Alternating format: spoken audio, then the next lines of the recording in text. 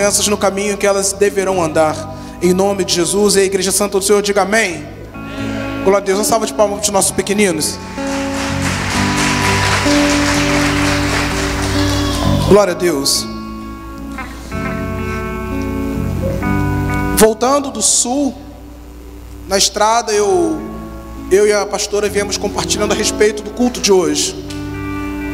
E naquele dia, o Espírito plantou em nosso coração de fazermos um culto com o tema de Deus é fiel. Então diga para quem está ao seu lado assim: Deus é fiel. Diga isso para 3 pessoas: Deus é fiel. Deus é fiel. Deus é fiel. Deus é fiel. Diga comigo: Deus é fiel. Deus é fiel. Deus é fiel. Glória a Deus. E em cima desse tema, eu quero estar compartilhando com os irmãos no capítulo 3 do livro de Lamentações de Jeremias.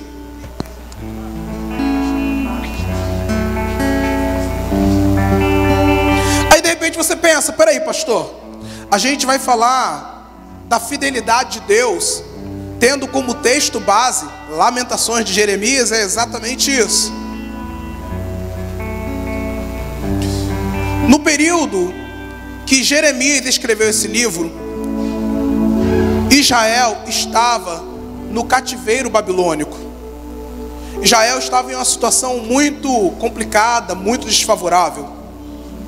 No ano 605 a.C., o primeiro grupo de cativos foram levados para a Babilônia. O povo havia pecado. O povo havia abandonado os preceitos de Deus. O povo tinha se esquecido do Senhor seu Deus. E no ano 605, uma parte do povo foi levada em cativeiro. 8 anos depois, em 597 a.C., uma segunda leva foi tirada da sua terra. E em 586 a.C., aqui comigo, a cidade de Jerusalém, assim como o templo de Salomão, foi devastada. E aqui no capítulo 3, quando nós lemos, observe bem que o capítulo 3, ele apresenta, não é uma oração de Jeremias. O capítulo 3, ele representa o apelo do povo buscando a misericórdia de Deus. No capítulo 1, descreve o terrível sofrimento de Jerusalém. No capítulo 2, o papel divino. Tem um versículo, no versículo 5 do capítulo 2, diz que o Senhor se tornou como inimigo de Israel. Capítulo 1 trata o sofrimento. Capítulo 2, Deus fazendo parte do sofrimento deles. Capítulo 3 é o povo clamando a misericórdia do Senhor. Vamos ler juntos. Dani, me ajuda aqui com o retorno, por favor. Eu sou o homem que viu a aflição trazida pela vara da sua ira. Ele me impeliu e me fez andar na escuridão e não na luz. Sim, ele voltou sua mão contra mim, vez após vez, o tempo todo. Fez que a minha pele e a minha carne envelhecesse, quebrou os meus ossos. Ele me sitiou e me cercou de amargura e de pesar. Fez-me habitar na escuridão, como os que morreram há muito tempo. Cercou-me de muros e não posso escapar. Atou-me a pesadas correntes. Mesmo quando eu chamo ou grito por socorro, ele rejeita a minha oração. Ele impediu o meu caminho com blocos de pedras e fez tortuosas as minhas sendas, as minhas veredas.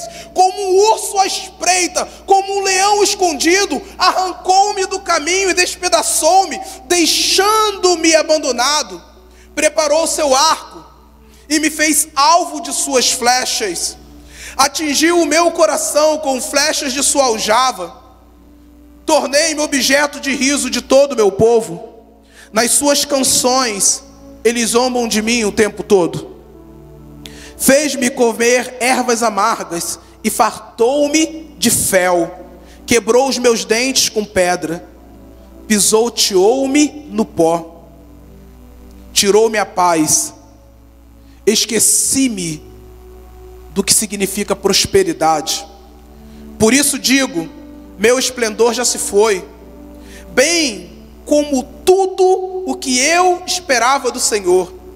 Lembro-me da aflição, lembro-me do meu delírio, da minha amargura, lembro-me bem disso tudo, e a minha alma desfalece dentro de mim. Esse era o sentimento do povo. Eles sentiam-se como se Deus houvesse os abandonado. Esse era o clamor do povo. E engraçado que por muito tempo eu lia a segunda parte desse capítulo sem entender direito. Observe bem, eu me lembro disso tudo, e a minha alma desfalece dentro de mim. O capítulo 3 de Lamentações de Jeremias, ele gera em nossas vidas o temor de refletirmos de que todo o pecado gera consequência. Diga isso para quem está ao seu lado: pecado gera consequência, pecado gera escravidão, pecado gera falência, pecado gera morte, pecado gera amargura. Eles não estavam nesse estado por causa da maldade de Deus, eles estavam nesse estado por causa dos seus próprios pecados. Aí no versículo 21 ele fala o seguinte: entretanto, diga assim para o teu irmão, entretanto, lembro-me também daquilo que pode me dar esperança. Graças ao amor do Senhor é que não somos consumidos, pois as suas misericórdias são inesgotáveis. Se a gente lê esse versículo desassociado do contexto original, ele perde a profundidade. A reflexão do povo era: a gente está vivendo um inferno, mas se ainda estamos vivos, é por causa da misericórdia dele. Parece que os meus dentes foram quebrados com pedra, eu me esqueci o que é prosperidade, a minha paz foi embora. Mas se eu estou de pé ainda, se nós estamos vivos, se o Império Babilônico não nos matou, foi por causa das misericórdias do Senhor. Apesar da dor, eles tinham a ciência de que se eles ainda respiravam, era porque Deus, em seu cuidado, os havia livrado.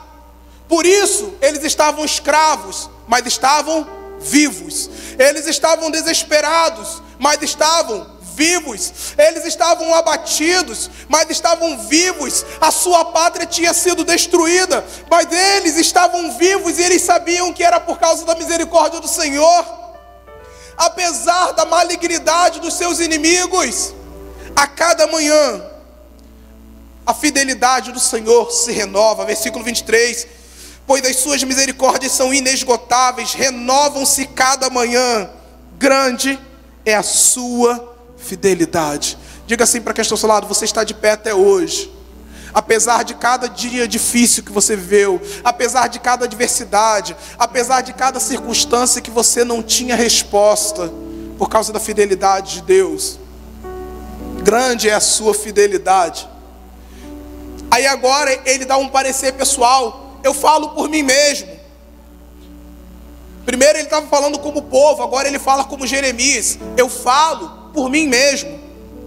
A minha porção é o Senhor, portanto, nele eu porei a minha esperança.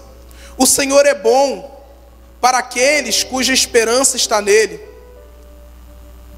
Para aqueles que o buscam, é bom esperar tranquilo pela salvação do Senhor.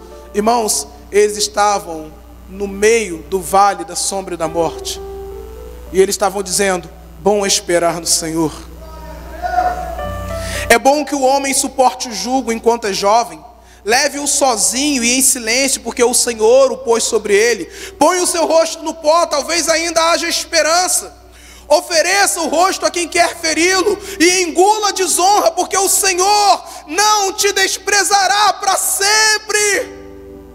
Embora ele traga tristeza, ele também mostrará sua compaixão. Tão grande é o seu amor que nunca falha, porque não é do agrado dele trazer-lhe aflição e tristeza aos filhos do homem. Versículo 39: como pode um homem reclamar quando é punido por seus pecados? Examinemos e examinemos e coloquemos à prova os nossos caminhos, e depois voltemos ao Senhor. Levantemos o coração e as mãos para Deus que está nos céus e digamos: pecamos e nos rebelamos, e tu não nos perdoaste. Tu te cobriste de ira e nos perseguiste, massacraste-nos sem piedade. Tu escondeste atrás de uma nuvem para que nenhuma oração chegasse a ti. Tu nos torna escória e refúgio entre as nações. Todos os nossos inimigos escancararam a boca contra nós. Sofremos terror e ciladas, ruína e destruição. Rios de lágrimas correm dos meus olhos, porque o meu povo foi destruído. Versículo 54. As águas me encobriram a cabeça e cheguei a pensar que o fim de tudo tinha chegado. Eu achei que tinha acabado. Clamei pelo teu nome, Senhor, das profundezas da cova. Olha a mudança, querido. Tu ouviste o meu clamor. Não feches os teus ouvidos aos gritos de socorro. Tu te aproximaste quando a ti clamei e disseste: não tenha medo, Senhor. O Senhor assumiu a minha causa e redimiu a minha vida. O Senhor tem visto o mal que me tem feito. Toma teu cargo a minha causa. Diga assim para quem está ao lado: o Senhor está assumindo a tua causa. Não tenha medo. Diga isso para outra pessoa: o Senhor está assumindo a sua causa. Não tenha medo. Fidelidade do Senhor, queridos. Às vezes, nos momentos de desespero, a gente perde de vista a fidelidade de Deus. Observa que naquele cenário, eles provavelmente eram tentados a supervalorizar a desgraça, a supervalorizar a dor, a supervalorizar aquilo que não estava fluindo como deveria fluir. E isso acontece com as nossas vidas todos os dias. Vivemos no Brasil, a gente liga o noticiário e a gente tem inúmeras razões para ficarmos depressivos. A gente sai à rua e começa a conversar com as pessoas, e mais notícias chegam de todos os lados o tempo inteiro, e nós vamos sendo assombrados por aquilo que não é como nós gostaríamos de ser, que fosse. Nós vamos sendo assombrados por aquelas áreas das nossas vidas onde parece que Satanás venceu. Vamos sendo assombrados pelos decretos de morte, pelos decretos de falência, pelos decretos de miséria que Satanás libera sobre as nossas vidas dia após dia. E parece que em algum momento a igreja do Senhor ficou castrada. Ela perdeu o seu poder, ela perdeu a sua autoridade, ela perdeu a sua capacidade de reagir. Porque quando você olha para você e você se vê como um fracassado, você não tem razão para se levantar, você não tem razão para lutar, porque o raciocínio é o seguinte: por que razão eu vou pleitear uma causa que já é perdida? Quando não vemos esperança de mudança, a gente sucumbe, e para cada passo que a gente dá retrocedendo, Satanás avança, dizendo: este é o seu fim, o seu Deus te abandonou, a sua sorte se foi, agora você é escravo, a sua liberdade acabou. E talvez você olhe para alguma área da sua vida e você não entenda como pode, sendo crente em Jesus Cristo, você está vivendo algumas coisas. Fato é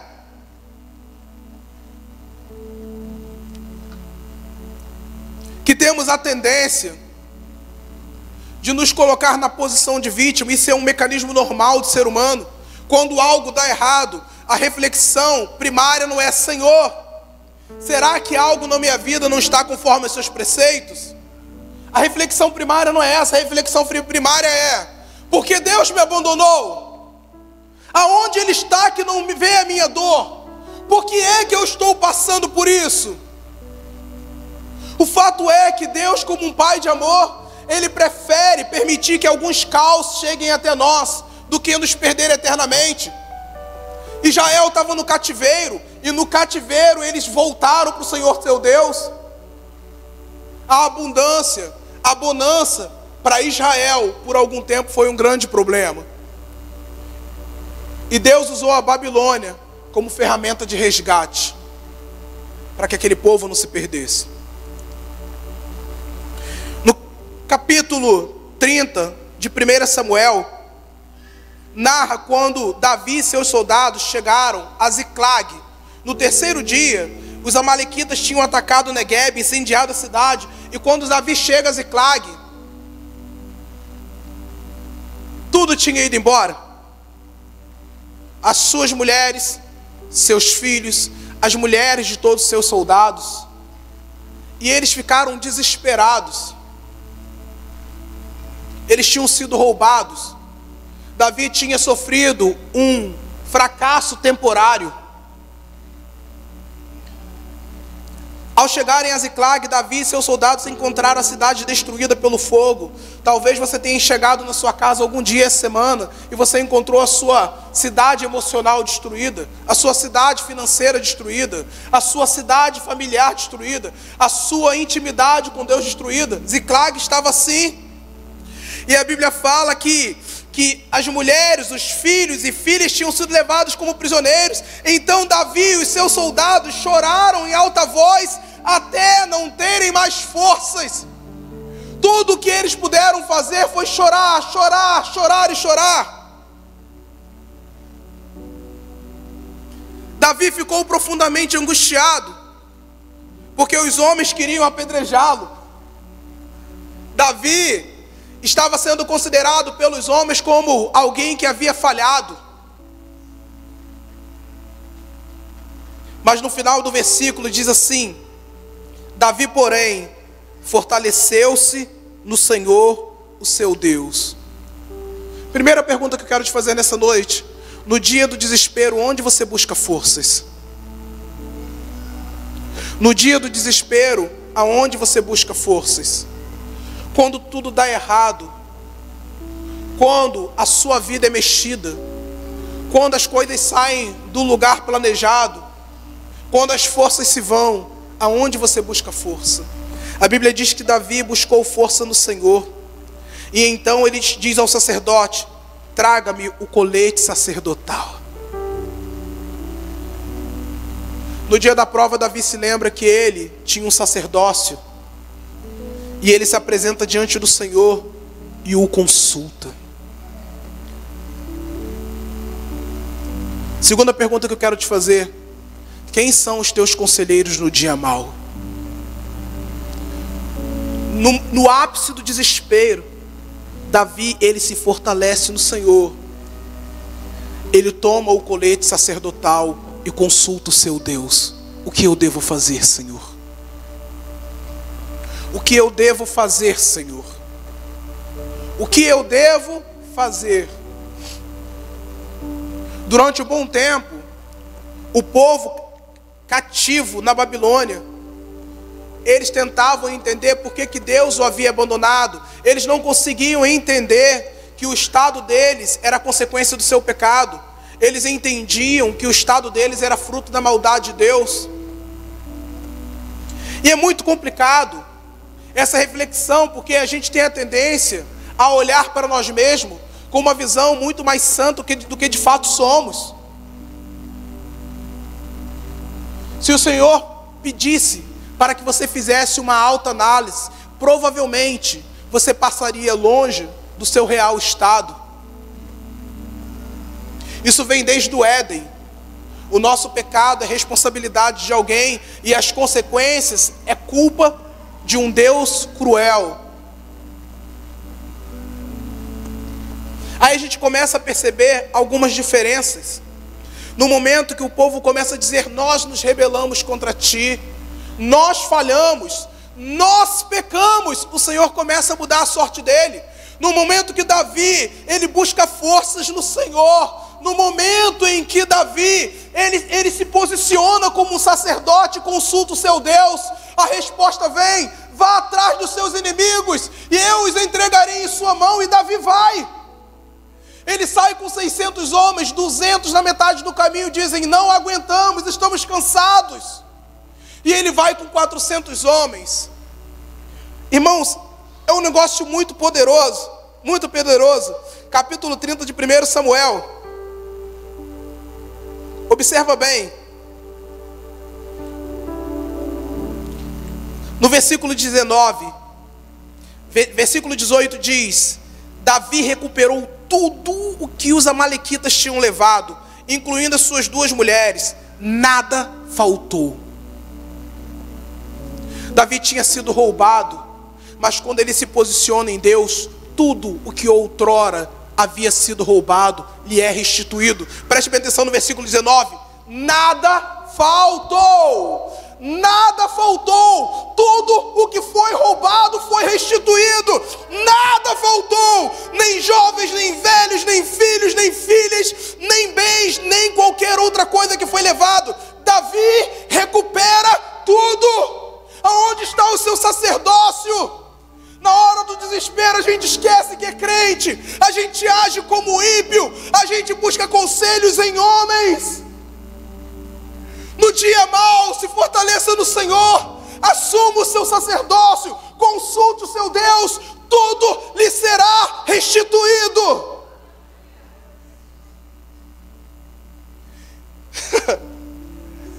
E tomou também todos os rebanhos dos amalequitas. Além de ter havido restituição plena de tudo que foi roubado, ele ainda ficou com os despojos de guerra. Ele voltou com mais do que lhe foi roubado. E tomou todos os rebanhos dos amalequitas e seus soldados, os conduziram à frente dos animais, dizendo: estes são os despojos de Davi. Glória a Deus. Aleluia. Irmãos, a gente sempre pensa em Deus como um Deus fiel no dia bom. Vem cá, Ederson, rapidinho.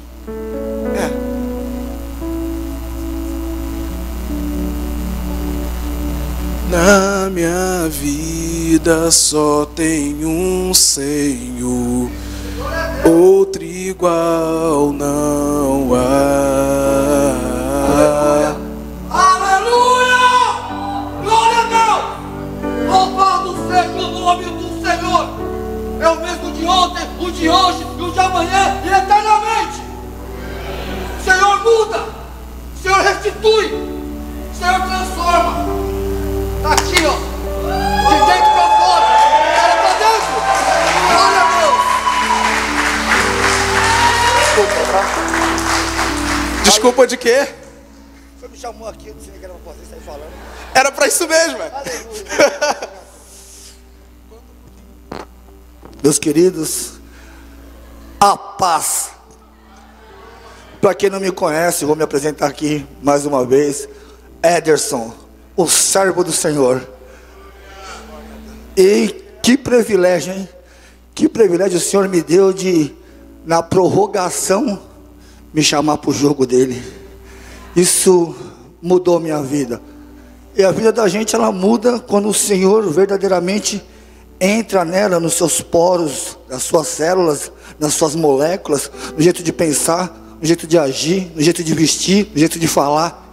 Ele muda. Mulher não muda, mãe não muda, parente não muda, chororô de família não muda. Isso não comove um cara mundano. Agora o Senhor muda. O Senhor, Ele é de fazer. O Senhor, Ele é de resolver. Ele não é de, talvez, se der, se eu puder. Não, Ele vai e faz. Porque Ele fez comigo, eu ouvi algum pregador falar, talvez tenha sido até o pastor, uma palavra de Jó, dizendo que eu já tinha ouvido falar de Deus, né? Eu já tinha ouvido falar muito de Deus. Agora, ficar tete a tete com o Senhor, bolinha com bolinha, é tremendo. É tremendo, Senhor. É tremendo. Então eu quero dizer, nós estamos dentro de uma igreja, então eu sei que todo mundo crê em Deus, mas creia crendo, creia de verdade, creia com toda a força que tiver no seu âmago, lá no seu profundo, no tutano do seu osso, porque eu criei sozinho. E eu estava contando para o Patrício que eu vinha na igreja e cantava assim um louvor, Deus é o reino, Deus é o poder, e eu só sabia só esse trechinho. E às vezes eu vinha no data show, não passava a letra, aquilo me deixava angustiado, e eu ficava pelas ruas cantando: Deus é o reino, Deus é o poder. Eu só sabia esse pedaço, não sabia mais nada, mas aquilo realmente, o reino veio, E o reino veio, mas não veio assim, borocochô não. Ele veio avassaladoramente. Ele veio tumultuando, ele veio resolvendo, ele veio tirando, limpando. Sai para cá, isso não presta, isso não vai ficar, isso não. Eu falei, não, ô Senhor, o cigarro não. Deixa eu ficar só com o cigarrinho. Eu fumo às vezes assim, depois do culto, escondido lá no meu quartinho, ninguém vai ver. O Senhor falou, também pega esse maço de cigarro. Eu saí aqui, ó, esquerda e direita.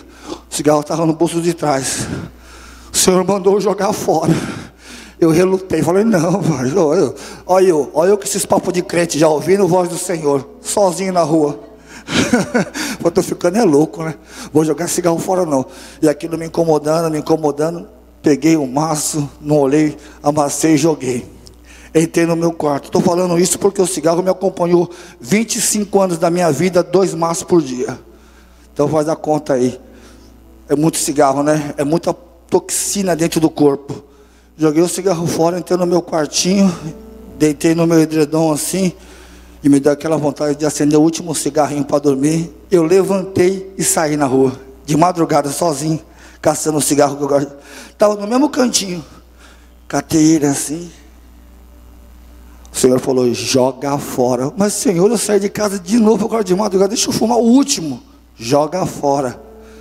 Com lágrimas nos olhos, eu joguei fora. Aí eu pensei comigo, amanhã eu vou acordar, não vou poder tomar café, porque o café me dava muita vontade de fumar.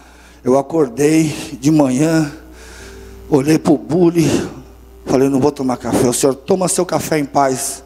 Tomei meu café, e faz 4 meses que eu não ponho um cigarro na boca, para a honra e para a glória do Senhor. Aleluia, aleluia. E isso é Deus na essência da palavra, D-U-E-S, Deus, o grande, o rei, o poderoso, o magnânimo. Ele pode, ele faz, ele acontece. Somos todos filhos dele. Se me alcançou, vai te alcançar também a misericórdia do Senhor. Eu libero uma palavra de bênção na sua vida. Aquilo que está amarrado vai ser despedido essa semana. Aleluia, é emprego, é trabalho que você quer, recebe seu emprego, recebe sua cura, é cura que você quer, recebe sua cura. O Senhor manda te dizer, seja fiel no silêncio do seu quarto, fiel no seu trabalho, fiel no seu carro, fiel na van, fiel andando de avião, andando de a pé, andando de bicicleta, andando de jumento. Seja fiel a Deus, não murmure. Quando for murmurar, murmure com o Senhor. Fala para Ele os seus problemas, porque Ele é de resolver.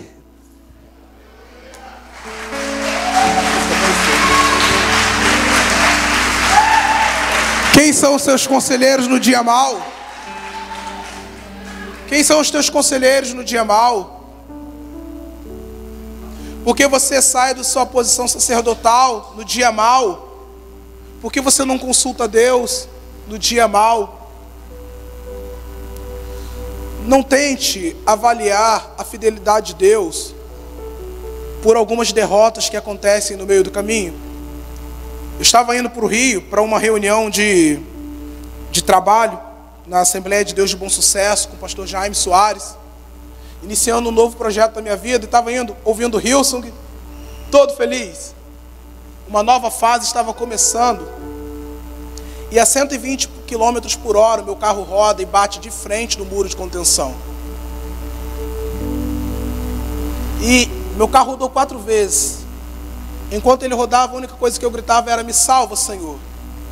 E é impressionante, eu nunca vou conseguir explicar isso. A referência de espaço-tempo muda. Como você consegue, num espaço tão curto, pensar em tantas coisas ao mesmo tempo? A mente, ela funciona de uma maneira que depois eu fiquei pensando, como eu consegui refletir tanto em tão pouco tempo? E na hora que eu saí do carro, a porta estava travada, eu consegui sair do carro e as pessoas ficaram assustadas, porque pelo estado do carro, imaginaram que havia no mínimo alguém morto lá dentro. E eu saí meio desnorteado, perguntando como que eu tô, que eu tinha levado uma pancada forte. Eu pensei que eu tivesse todo quebrado, estava com muita dor no peito.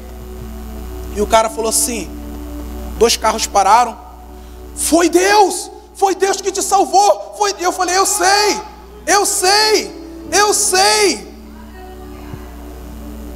E aí eu cheguei em casa, deitei, dormi. E eu comecei a ficar angustiado, pensando, poxa, que derrota. Eu achei que eu fosse voltar para casa com uma boa notícia, eu volto para casa com uma péssima notícia. Meu carro não tinha seguro, que problema. E eu comecei a ficar muito frustrado com isso. Aí ontem eu fui pregar em São Gonçalo, o diácono Marcelo estava comigo, o Dave, o Joninho. E no final do culto, um presbítero, foi uma noite assim de glória. Ele virou para mim e falou assim: pastor, eu ouvi uma coisa. Não seja frouxo no dia da prova. E os meninos estavam comigo. Eu nem mencionei nada de acidente durante a pregação inteira. Não mencionei. Não falei. Eu cheguei, fiz a minha pregação, orei pelo povo, entreguei o microfone. Falei nada. Não seja frouxo no dia da prova. Se Deus não te der, se Deus vai mandar as peças do seu carro, então Ele vai te dar um carro novo. Fique em paz. E eu vim embora, eu acordei hoje ainda meio mal com isso. Falei, caramba, puxa vida. E aí o Espírito Santo começou a me confrontar. Eu não estava, olha a reflexão, eu não conseguia ver bondade de Deus nisso. E Deus falou assim comigo: você está vivo. Você está vivo. E aí o Espírito começou a mudar o meu estado interior. Você está vivo. Mas era como se aquela circunstância representasse algo muito maior do que a bondade de Deus em ter me livrado. E eu vim para a igreja, entendendo tudo, passei a tarde nos meus posicionamentos, buscando o Senhor. Eu chego aqui, sento ali naquela cadeira, e o Denis, não é o Denis meu irmão, o Denis Chagas, ele sai lá de trás, ele me abraça e começa a chorar. Eu fiquei olhando e falei, eu não sou parente dele, eu não estou com ele tantas vezes. E ele começou a chorar, de tremer. E o Espírito falou assim para mim: esse é o seu valor para mim. E Deus completou a obra na minha vida através do abraço do Denis. Entende, irmãos? Israel tinha perdido a cidade, tinha perdido o templo, tinham perdido a dignidade, tinham perdido tudo. Mas em algum momento eles trazem a memória de que as misericórdias do Senhor são a causa de não sermos consumidos. Apesar de algumas pequenas vitórias que Satanás tem, porque Deus permite para te alinhar. A sua vida não é guiada pelas circunstâncias, a sua vida é guiada pelo propósito de Deus. Diga isso para quem está ao seu lado: sua vida não é guiada pelas circunstâncias, sua vida é guiada pelo propósito de Deus. Essa semana eu tive 2 noites seguidas, sonhos muito específicos de vampiros me matando. 2 noites seguidas, sonhos muito específicos. 2 dias depois Satanás tenta me matar. Sabe por que ele não conseguiu? Porque as circunstâncias não definem meu destino está na mão de Deus. Entende, irmãos? O povo estava na Babilônia, mas a Babilônia não representava a perda do controle absoluto do Deus fiel. Mesmo na Babilônia, Deus continuava sendo fiel. Mesmo no desemprego, Deus continua sendo fiel. Mesmo na escassez, Ele continua sendo fiel. Mesmo no dia mau, Ele continua sendo fiel. Mesmo nos momentos onde Satanás tem algumas vitórias, Ele continua sendo fiel. Ninguém pode tocar na sua vida, porque o seu destino está nas mãos do Deus fiel. Deus é fiel. Deus é fiel. Há 3 semanas atrás ele tinha dado o tema desse culto e nós nem sabíamos o que aconteceria. Pensa na minha cabeça ontem: como que eu vou fazer um culto chamado Deus é Fiel, se eu acabei de sofrer uma desgraça aqui? E quem disse que ele tinha deixado de ser fiel? Adoraria saber a letra da música. né, não sei o que lá, ele é Deus, e não sei mais não sei o que lá, ele é Deus, e mais não sei o que, ele continua sendo Deus. Ele continua sendo Deus, queridos, apesar das circunstâncias do nosso dia a dia. Igreja brasileira, Deus não esqueceu do Brasil. O mundo não acabou ontem.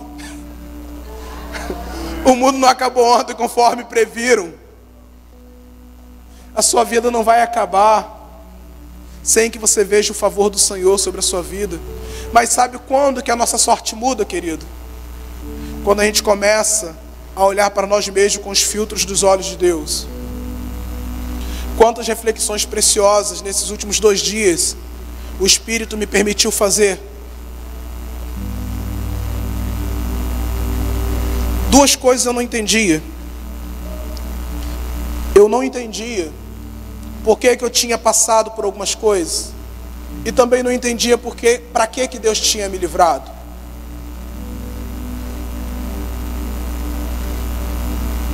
E quantas coisas eu ouvi de Deus nos últimos 2 dias que provavelmente, talvez eu não ouviria se eu não sofresse algumas circunstâncias. Entendem, irmãos?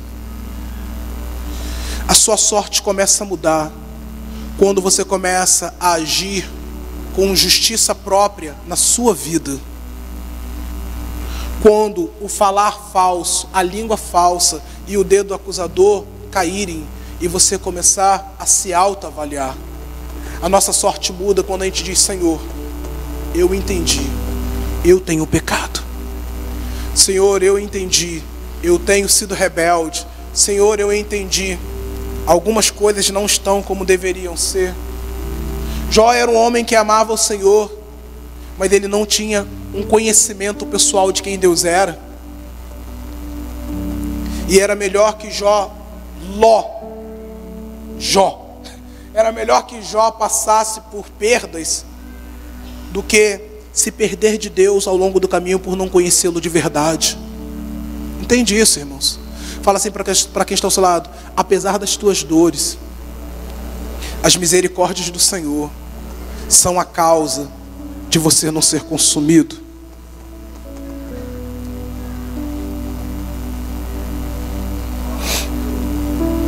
Tu, Senhor, assumiste a minha causa. O Senhor se aproximou quando eu clamei e me disse, versículo 57 de Lamentações 3, não tenha medo.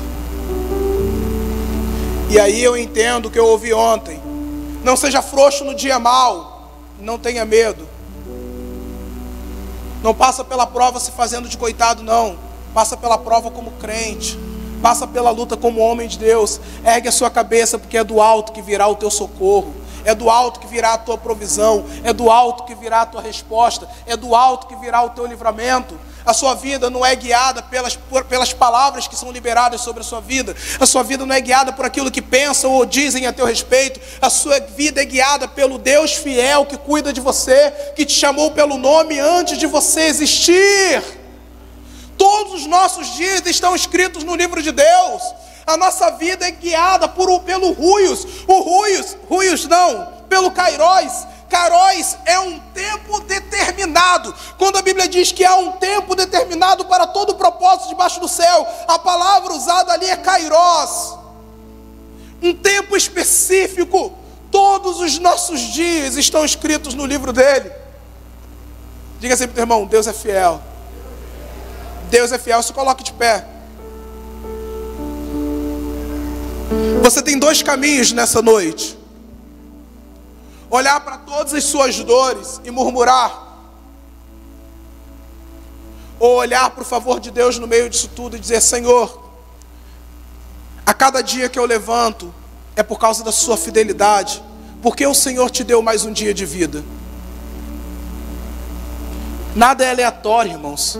Deus não faz nada por acaso. Deus não faz nada sem propósito, porque Ele te deu mais um dia de vida. Pergunte isso para alguém: por que Ele te deu um dia de vida? Grande é a sua fidelidade. Grande é a sua fidelidade.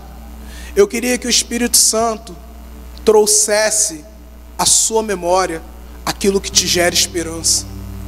O povo no meio do cativeiro babilônico, Eles começaram a lembrar de todas as suas dores, de todas as suas mazelas, de toda a sua humilhação, de toda a sua vergonha.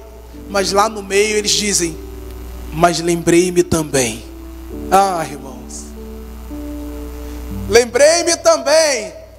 Davi chora, até não ter mais forças em Ziclag, ele chora. E quando tudo diz que é o fim, ele recupera as suas forças em Deus. Chama o sacerdote, traz o colete sacerdotal. E ele busca o seu Deus. Senhor, o que eu tenho que fazer? Talvez o que você precisa fazer hoje é isso. É buscar forças no Senhor. A gente espera que a nossa força venha da mudança, das circunstâncias. Quando tudo ficar legal, eu vou ter força. E Satanás vai te aprisionando de tempo em tempo. No meio do caos, o Senhor será a tua força. No meio do caos, o seu sacerdócio brilhará. E o Senhor te dará uma direção. O que acontece com Davi? Tudo é restituído. Nada faltou. Nada faltou. Nada te faltará, querido. Tudo lhe será restituído. Nada lhe faltará. Segura firme na mão de alguém e fala assim: cara, fica com o Senhor. Persevera no Senhor, agarra com o Senhor, não desiste do Senhor. Se você está vivo, significa que você ainda está na batalha. O jogo não acabou, você ainda está no circuito. Parte para cima como guerreiro valente. O Senhor é a minha força, Ele é a minha esperança, Ele é o meu rochedo. Os meus olhos estão em Ti, Senhor. Pelo que não desistiremos, não desistiremos, não desistiremos. Ele é a nossa canção, Ele é a nossa força, Ele é o nosso cântico. Se o Senhor tem te dado um dia de vida, é porque a sua história não acabou. Aquele que começou a boa obra é fiel para completá-la. Não deixa Satanás fazer da sua mente um playground particular. E você está em casa e a sua mente vem amargura, vem acusação, vem revolta, vem eu sou vítima, vem tristeza. Chega uma hora que você tem que dar um basta, você tem que dizer: chega! Eu também me lembro do que me dá esperança. Grande é a sua fidelidade, Senhor. Não faltarão Sambalate e Tobias no seu caminho para te lembrar do quão difícil é a sua vida. Não faltarão Sambalate e Tobias para dizer: Deus deve estar muito bravo com você por você estar vivendo isso. Mas como Josafá, que os teus olhos estejam no Senhor, de onde vem a tua esperança. Cristo em nós, esperança da glória. Erga suas mãos o mais alto que você puder e diga: Tu és a minha canção, todas as minhas fontes estão em Ti. O Senhor é a porção da minha herança. Como no versículo 14 o profeta diz: agora eu digo por mim mesmo, a minha porção é o Senhor, portanto nele eu porei a minha esperança. Você não pode dizer que Ele é tudo para você, enquanto você permitir que as coisas dessa vida te façam naufragar, te façam desistir, te façam murmurar. Se Ele é a porção da sua herança, e você tem Ele, você tem tudo o que você precisa. Parte para cima. Digo por mim mesmo, Ele é minha porção.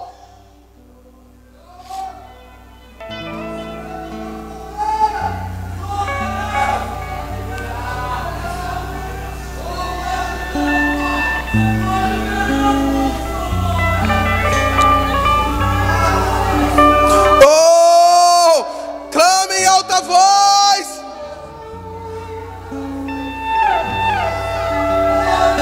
Na minha vida só tem um sem, só um.